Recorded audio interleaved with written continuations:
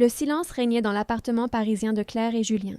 Après 10 ans de mariage, leur quotidien ressemblait à une partition trop répétée.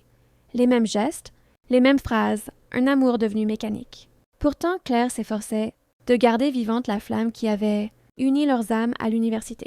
Elle cuisinait ses plats préférés, laissait des petits mots doux dans ses poches et attendait, chaque soir, un signe de tendresse. Mais Julien semblait ailleurs, comme perdu dans un monde invisible.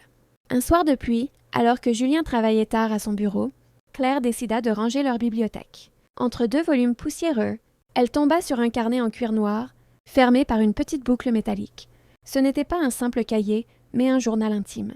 Son cœur battait fort. Elle hésita longuement, tiraillée entre le respect de l'intimité et une curiosité dévorante. Finalement, elle ouvrit la première page. La première ligne la glaça. Aujourd'hui encore, je l'ai vue. Sa voix m'obsède, ses rires me poursuivent, et je me demande chaque nuit pourquoi je ne suis pas avec elle. Claire sentit ses mains trembler. Elle parcourut rapidement les pages suivantes et découvrit un récit intime, détaillé, presque poétique, où Julien décrivait ses émotions brûlantes pour une femme mystérieuse. Les mots vibraient d'une passion qu'il n'avait plus jamais exprimée pour Claire. Chaque phrase était une blessure. Mais le choc le plus violent arriva quand elle lut une description précise. Elle porte toujours ce foulard bleu, celui que je lui ai offert lors de notre voyage en Toscane. Claire sentit son souffle se couper. Ce foulard, elle le connaissait. Il appartenait à Sophie, sa meilleure amie depuis l'enfance. La pièce sembla tourner autour d'elle. Elle referma le carnet d'un geste brusque, le cœur battant à s'en rompre. Était-ce possible?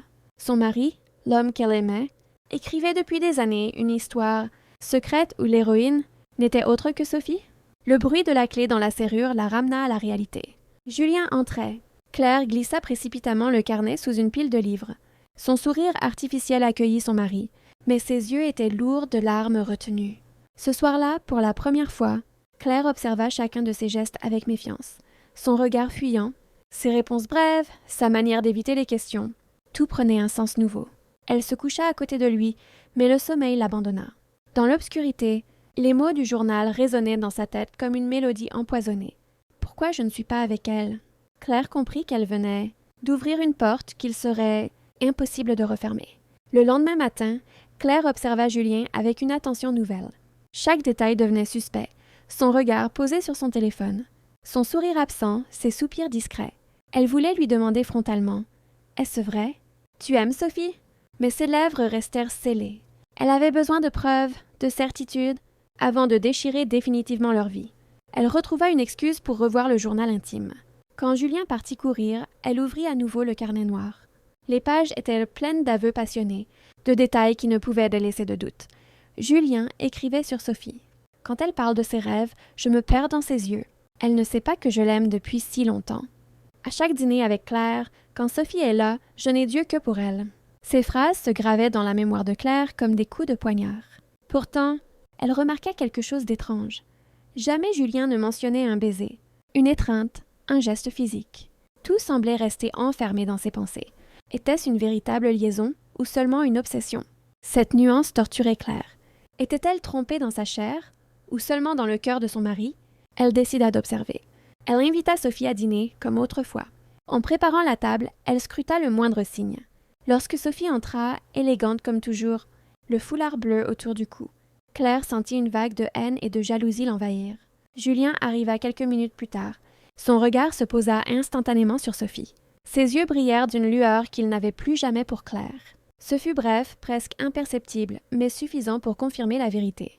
Tout au long du repas, Julien riait plus fort aux blagues de Sophie, lui servait du vin avec une délicatesse particulière et semblait oublier la présence de sa propre femme.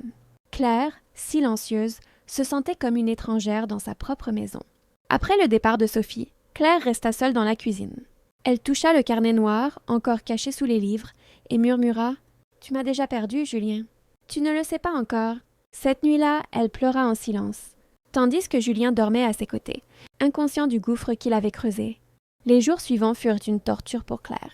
Elle oscillait entre colère, douleur et désir de vengeance. Chaque fois qu'elle croisait Sophie, elle se forçait à sourire, mais son cœur brûlait d'amertume. Elle se demandait si son amie soupçonnait quelque chose, si elle percevait l'amour secret que Julien lui vouait. Un dimanche, Claire prit une décision. Plutôt que de confronter Julien immédiatement, elle allait le tester. Elle proposa un petit voyage de week-end à la campagne. Juste tous les deux, comme autrefois. Elle voulait voir s'il accepterait, s'il chercherait à fuir, ou s'il profiterait enfin de cette occasion pour la retrouver. Julien hésita, inventa des excuses liées au travail, mais finit par accepter. Claire comprit déjà. Il n'avait aucune envie réelle de partager du temps avec elle. Le week-end fut glacial. Dans le gîte rustique, entouré de champs silencieux, Claire tenta de créer des instants de complicité. Elle lui proposa une promenade, un dîner aux chandelles, une discussion sur leurs rêves passés. Mais Julien restait absent, ses pensées ailleurs. La nuit, quand il s'endormit, Claire ouvrit discrètement son sac. Elle trouva un autre carnet, plus récent. Ses mains tremblantes l'ouvrirent à la lueur de la lampe. Les mots confirmèrent ses pires soupçons. Chaque minute loin d'elle me semble vide. Pourquoi ai-je lié ma vie à Claire, quand mon cœur appartient à Sophie? Claire referma le carnet, le visage figé. Il ne s'agissait plus d'un simple jeu d'imagination, mais d'un aveu cruel. Il regrettait son mariage. Le lendemain matin, alors que Julien prenait son café, Claire le fixa longuement. Elle aurait pu éclater, crier, tout révéler, mais une autre idée germa dans son esprit. Si Julien vivait dans l'ombre d'une passion interdite, elle allait le forcer à se confronter à sa vérité. Elle sourit doucement et dit « Julien, tu sais, j'ai invité Sophie à passer quelques jours avec nous. Ce sera l'occasion de changer d'air à trois. » Julien sursauta. Ses yeux trahirent une panique instantanée. Mais il n'osa rien dire. Claire venait de poser la première pierre d'un piège silencieux. Quelques jours plus tard, Sophie arriva chez eux avec une petite valise et son sourire habituel. Elle ignorait tout de la tempête intérieure de Claire, croyant répondre à une simple invitation amicale. Julien, en revanche, avait le visage tendu. Ses yeux cherchaient à éviter ceux de sa femme, comme s'il savait que chaque geste était désormais observé. Claire organisa les journées avec soin. Elle mit Sophie et Julien en situation, créant des moments où leurs regards se croisaient, où leurs paroles s'alourdissaient de non-dits. Elle notait chaque frisson, chaque sourire échangé, chaque silence révélateur. Un soir, après un dîner arrosé de vin, Claire proposa une partie de cartes. Les rires couvrirent l'attention, mais son cœur battait à tout rompre. Puis soudain, elle dit d'une voix douce « Vous savez, j'ai découvert quelque chose d'intéressant. » Julien se figea. Sophie la regarda intriguée. Claire posa lentement sur la table le carnet noir. Les yeux de Julien s'écarquillèrent. « J'ai lu, Julien, chaque mot, chaque phrase, chaque obsession. Tu n'as pas seulement écrit un journal, tu as écrit notre trahison. » Le silence tomba comme une lame. Sophie, confuse, prit le carnet, parcourut quelques pages et blêmit. Ses mains tremblaient. « Julien, c'est vrai? Tu ressens tout ça pour moi? » Julien balbutia, incapable de répondre. Ses lèvres cherchaient les excuses, mais aucun mot ne pouvait effacer les aveux couchés sur le papier. Claire le fixait, glaciale, presque sereine. « Tu vois, Sophie, » poursuivit Claire, « il ne m'a pas seulement trompée avec toi dans ses pensées. Il m'a effacée de sa vie, page après page. » Sophie recula, bouleversée. Elle ne s'était jamais doutée de rien. Pour elle, Julien n'avait toujours été que le mari de sa meilleure amie.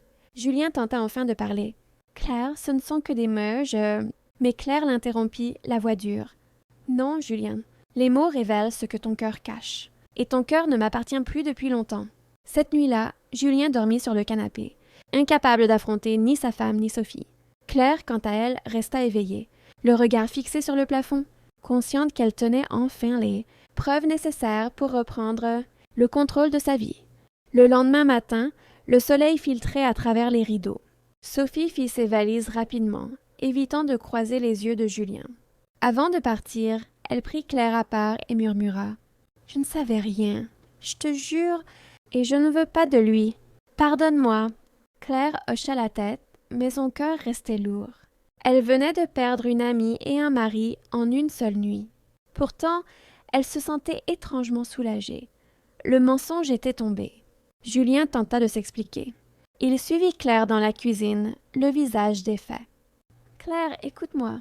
Ce carnet, c'était une façon d'évacuer mes pensées. Je n'ai jamais rien fait avec Sophie. Rien. » Claire le regarda droit dans les yeux. « Peut-être, mais ton esprit m'a trahi autant que ton corps aurait pu le faire. Chaque ligne était une gifle. Et je refuse de partager ma vie avec un homme dont le cœur bat pour une autre. » Julien s'effondra sur une chaise, incapable de trouver les mots justes. Ses yeux cherchèrent le pardon, mais Claire ne voyait plus que le vide entre eux. Le soir même, elle sortit une valise de l'armoire. Sous le regard abasourdi de Julien, elle y rangea ses affaires essentielles. « Où vas-tu » demanda-t-il, paniqué. « Écrire ma propre histoire, répondit-elle, sans toi. » Elle prit le carnet noir, le serra dans sa main, puis le jeta dans la cheminée. Les flammes dévorèrent les pages, consumant chaque mot d'amour interdit. Julien regarda, impuissant, le feu effacer ses rêves secrets.